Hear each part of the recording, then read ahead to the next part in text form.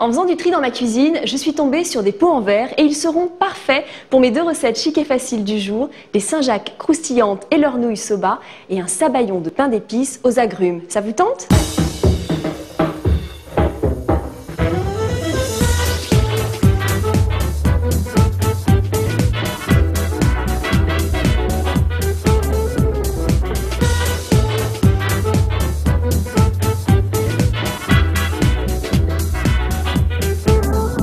Alors je vais commencer ma première recette, donc mes Saint-Jacques croustillantes et leurs nouilles soba. Et justement en parlant de nouilles soba, donc je vais les faire cuire. Et j'ai choisi des nouilles soba parce que j'aime beaucoup leur couleur un petit peu kaki comme ceci. C'est des nouilles de sarrasin. Ce sont des nouilles de sarrasin, donc je fais cuire comme des nouilles classiques. Moi je les aime al dente, donc je les fais cuire à peu près 7 minutes. Mais vous regardez derrière le paquet la cuisson. Voilà. Donc des nouilles de sarrasin, moi j'ai été très surprise une fois dans un restaurant japonais.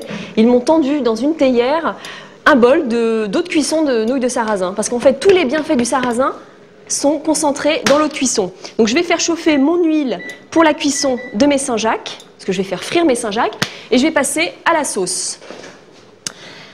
Alors cette sauce, elle va être parfaite pour arroser soit mes nouilles soba, soit tremper mes Saint-Jacques. Donc je vais commencer par l'huile de sésame. J'adore son parfum, c'est vraiment quelque chose que j'ai souvent. Il faut la conserver au frais pour éviter qu'elle devienne un petit peu rance, comme le sésame. La sauce de soja, du mirin. Alors le mirin, c'est un ingrédient qu'on utilise beaucoup dans la cuisine japonaise. C'est en fait un alcool de riz extrêmement sucré, voire sirupeux. C'est vraiment délicieux. J'ai craqué. Des cébettes, c'est comme des oignons nouveaux chinois. C'est des oignons nouveaux. Et du gingembre frais. Voilà. J'en fais toujours un petit peu plus de sauce. Comme ça, je l'utilise pour assaisonner mes salades. Elle est parfaite. Je vais peut-être ajouter un petit peu de poivre. Et voilà. Donc ma sauce est prête. Je vais pouvoir m'attaquer à mes Saint-Jacques. Alors pour les Saint-Jacques que je vais faire frire ensuite, je vais les enrober de blanc d'œuf que je vais simplement faire mousser à la fourchette. Pas besoin de prendre un fouet. Vous les faites mousser comme ça énergiquement, vous incorporez un petit peu d'air. Voilà, moi je pense que ça suffit. C'est bien. Et je vais tremper ma Saint-Jacques et enrober la Saint-Jacques de ce blanc d'œuf. Voilà. Et là, pour qu'elles deviennent extrêmement croustillantes, je vais les rouler dans le sésame. Voilà. Vous pouvez y aller, voilà, comme ceci. Ça va faire une jolie croûte de sésame. Hop.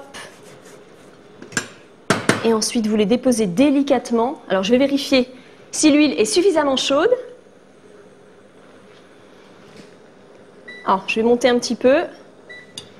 Et quand l'huile est chaude, la graine de sésame commence à frétiller dans l'huile.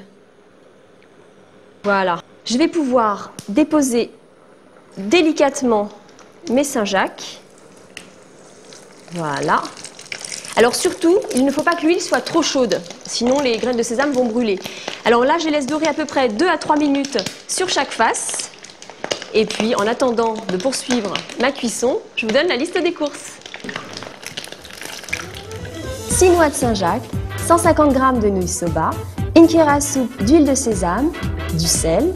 Pour la panure, 3 cuillères à soupe de graines de sésame, 2 blancs d'œufs. Pour la sauce, 2 cébettes, une cuillère à soupe d'huile de sésame, 10 g de gingembre, 2 cuillères à soupe de sauce soja, 2 cuillères à soupe de mirin et de l'huile pour la friture. Ça y est, mes Saint-Jacques ont pris une jolie coloration. Elles ont l'air croustillantes et je pense qu'elles le sont croustillantes. Elles sont vraiment très bien cuites à la perfection. Je vais pouvoir ajouter de l'huile de sésame dans mes nouilles soba. Alors moi j'ai un petit truc. Souvent le soir avant de dormir, j'en mets quelques gouttes sur le visage et après le matin, vous avez la peau toute douce. Faites-moi confiance. Voilà, petite nouille soba. Je vais pouvoir procéder au dressage dans mon pot en verre. Alors, je vais commencer par dresser les nouilles soba.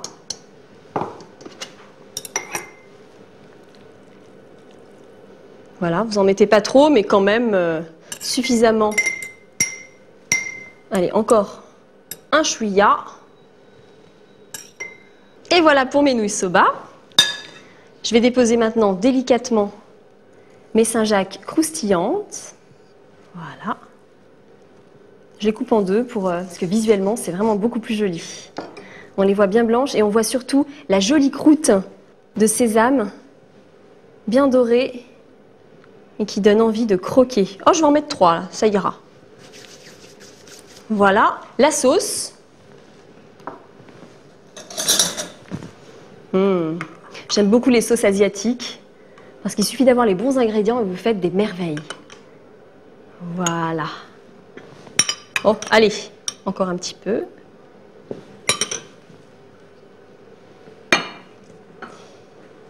Alors, je vais déposer ça ici. Je vais faire un petit peu de rangement. Voilà. Et je vais pouvoir commencer mon sabayon pain d'épices aux agrumes. Voilà. Et je vais poudrer mon sabayon avec du pain d'épices que j'ai coupé en très fines lamelles et que j'ai fait sécher à peu près 20 minutes à 120 degrés au four. Donc là, je le réduis en poudre. Donc j'utilise un pilon que j'ai ramené de Bali, vacances. J'adore. Mais vous, bien sûr, vous pouvez utiliser un mixeur. Voilà. Et je les ai coupées très très fines pour qu'elles soient extrêmement cassantes. Après, lorsqu'elles sont sèches. J'en fais toujours un petit peu plus parce qu'après je peux garnir et faire dorer mes escalopes de poulet, des viandes rouges également. Vous pouvez vous en servir de panure finalement. Voilà. Extrêmement parfumé. Je poursuis avec mes agrumes. Donc on est dans un sabayon aux agrumes et j'ai levé des suprêmes d'orange et de pamplemousse. J'ai en fait pelé à vif mes fruits et ensuite j'ai retiré toutes les membranes blanches qui apportent de l'amertume. Voilà, donc je vais continuer à lever d'autres suprêmes. Voilà. Et c'est grâce à cette technique que je suis tombée amoureuse des pamplemousses. J'ai fait mon coming out. Les pamplemousses, je les trouvais vraiment trop amères et en fait en levant les suprêmes et en gardant finalement que le meilleur du pamplemousse, tiens, voilà, une petite membrane rebelle, en gardant que le meilleur, on retrouve un pamplemousse très très goûtu. Bon là je crois que j'en ai assez en même temps. Voilà. On n'a que le meilleur du fruit. Allez, j'en ai assez. Entre celle-ci et ça. Super. Je vais pouvoir maintenant passer à la star, le sabayon. Alors le sabayon, c'est une recette italienne. Hein. On dit ça, on appelle ça le sabayon. C'est un mélange d'œufs, de jaune d'œuf précisément, et d'un liquide. Et on peut dire merci à Catherine de Médicis de nous avoir apporté ça d'Italie. Hein. Merci Catherine si tu nous regardes. Voilà. J'ajoute le liquide. Donc là j'ai choisi, puisqu'on est sur un sabayon d'agrumes, j'ai choisi une liqueur de mandarine. Donc pas besoin de rajouter du sucre. La liqueur va sucrer le mélange.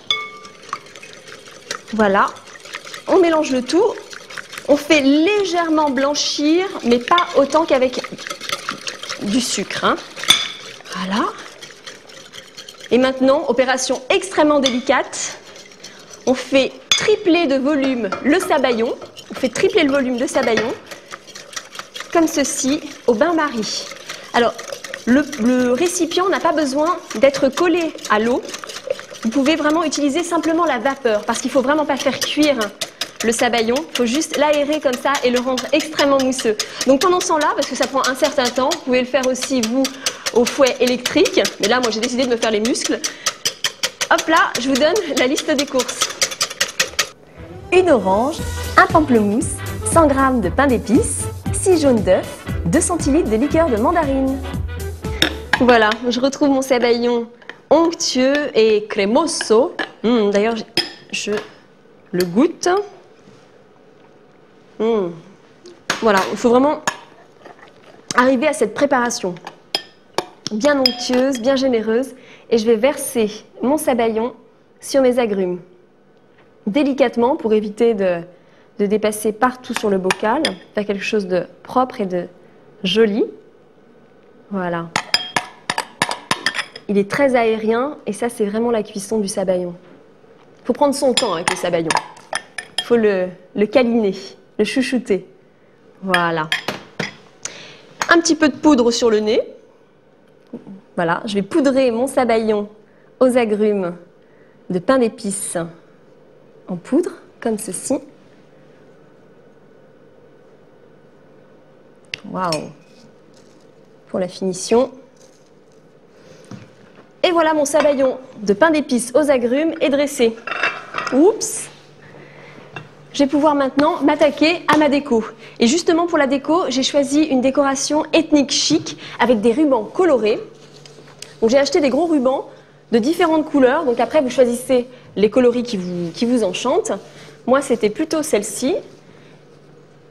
Des rubans de différentes tailles que vous positionnez un petit peu sur la nappe comme vous le souhaitez. Moi j'ai décidé de faire des grandes rayures, comme ça. Un petit côté très couture. Alors si vous le souhaitez, vous pouvez également les coudre ou bien les coller avec de la colle à tissu. Mais moi personnellement, j'avais envie de les réutiliser pour une autre chose. Donc j'ai décidé de les poser simplement comme ceci en centre de table. Ça me fait un joli chemin de table, très couture. J'essaie de faire des bandes régulières pour que ça soit joli. Et ma dernière petite bande, je vais positionner par ici. Oh, c'est pas très régulier tout ça. Voilà, on est mieux. J'ai prévu des chutes de ruban pour mes couverts et mes serviettes. Voilà. Vous les nouez simplement comme ceci.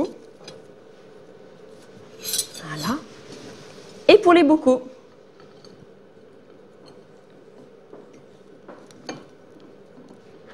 Voilà, donc là on est dans une déco ethnique chic. Pour présenter mes deux recettes chic et faciles, j'ai d'un côté mes Saint-Jacques croustillantes aux nouilles soba et de l'autre mon sabayon de pain d'épices aux agrumes. Vous pouvez bien sûr retrouver mes deux recettes chic et faciles sur le site www.cuisine.tv et n'oubliez pas, quand c'est beau, c'est encore meilleur. Bye bye!